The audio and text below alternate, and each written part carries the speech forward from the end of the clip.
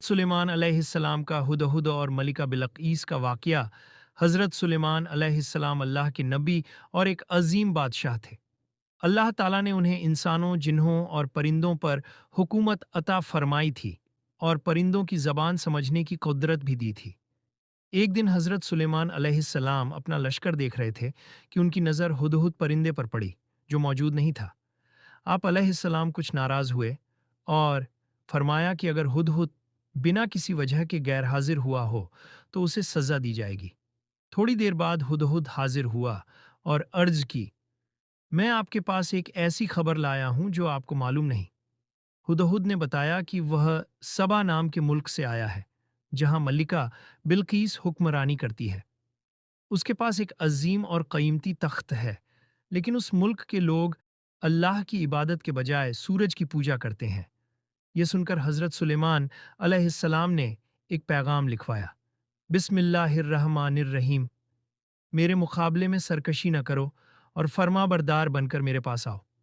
हुदहुद यह पैगाम लेकर मल्लिका बिल्काइस के पास पहुंचा। मल्लिका बिल्काइस ने यह पैगाम अपनी कौम के सरदारों को दिखाया। वह एक अक्लमंद हुक्मरानी थी और बिना जंग के फैसला चाहती थी, इसलिए उसने पहले तोहफा भेजने का फैसला किया।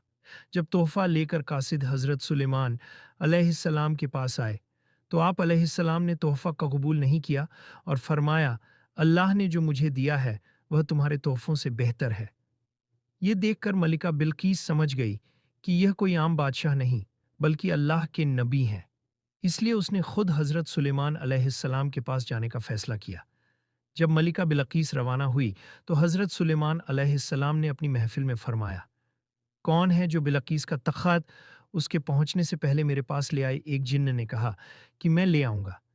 लेकिन एक शख्स जिसके पास इल्म किताब था, उसने कहा, मैं आंख झपकने से पहले ले आऊंगा।